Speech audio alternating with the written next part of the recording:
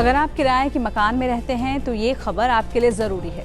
देश में किराए पर रहने वालों और किराए पर प्रॉपर्टी देने वालों की संख्या लगातार तेजी से बढ़ रही है। यही वजह है कि प्रॉपर्टी से जुड़े विवाद भी बढ़ने लगे हैं। सरकार ने इसे देखते हुए न्यू रेंट एग्रीमेंट लेकर आई है।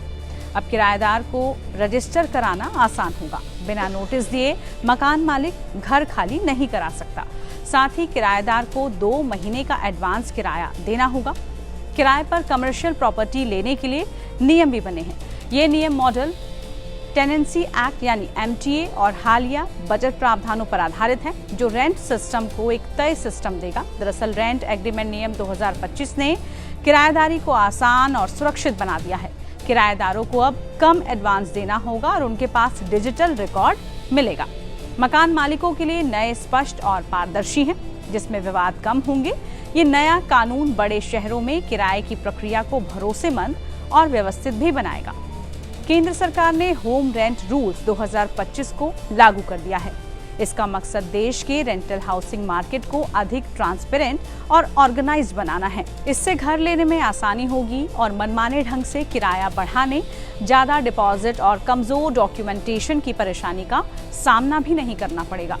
इस नए मॉडर्न और फॉर्मल फ्रेमवर्क के तहत मकान मालिक और किराएदार दोनों को अपना रेंट एग्रीमेंट ऑनलाइन रजिस्टर कराना होगा। इस नियम के तहत सिक्योरिटी डिपॉजिट की लिमिट भी तय की जाएगी। साथ ही ये भी तय किया जाएगा कि किराया कब और कितना बढ़ाया जाना है। इसमें घर खाली करने, रिपेयर, इंस्पेक्शन और किराएदार की सुरक्षा से जुड़े अधिकारों का साफ साफ जिक्र होगा। इसके अलावा आपस में किसी विवाद को सुलझाने की टाइमलाइन भी इसमें तय की जाएगी। इस नए नियम से बेंगलुरु, मुंबई, हैदराबाद और पुणे जैसे शहरों में किराएदारों को बड़ी राहत मिलने वाली है, जहां बड़ी संख्या में लोग किराए के घरों में रहते हैं।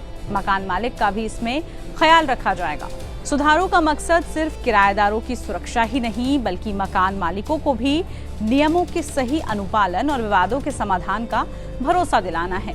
इसमें घर किराए पर देने की प्रोसेस को काफी हद तक डिजिटल भी बनाया गया है। नियमों के मुताबिक रेंट एग्रीमेंट पर डिजिटल स्टैंप लगाना जरूरी है और साइन करने के 60 दिनों के अंदर ऑनलाइन रजिस्टर होना चाहिए। अगर ऐसा नहीं हुआ तो पेनल्टी भी लग सकती है, जिसकी रकम 5,000 से शुरू होगी। इसके तहत सभी राज्यों को प्रॉपर्टी रजिस्ट्रेशन पोर्टल को अपग्रेड करने और रोल आउट में मदद के लिए तेज डिजिटल वेरिफिकेशन शुरू करने का निर्देश भी दिया गया है। सरकार का कहना है कि इस कदम से धोखाधड़ी पर रोक लगेगी, गैर कानूनी तरीके से बेदखली रुकेगी, पुरानी तारीख वाले या साफ ना होने वाले समझौते भी खत्म होंगे। ये ऐसी समस्याएं हैं जो लंबे समय से भारत के किराएदारों को परेशान कर रही थी। नियमों में इन अहम बातों का जिक्र किया गया है। अमूमन मेट्रो सिटीज में सिक्योरिटी डिपॉजिट के तौर पर 10 महीने का किराया लिया जाता है। नए सिस्टम के तहत रेजिडेंशियल सिक्योरिटी डिपॉजिट 2 महीने तक ही सीमित होगी। इससे बड़े शहरों में काम के सिलसिले में शिफ्ट होने वाले लोगों का खर्च पहले ही कुछ हद तक कम हो जाएगा। होम रेंट रूल्स 2025 के तहत किराया साल में सिर्फ एक बार बदला जा सकेगा और मकान मालिक को 90 दिन पहले ही नोटिस देना होगा। कई इनफॉर्मल रेंटल अरेंजमेंट के तौर पर आमतौर पर होने वाली मनमानी या बीच में अचानक से किराया बढ़ा देने जैसी बातें अब वैलिड नहीं मानी जाएंगी।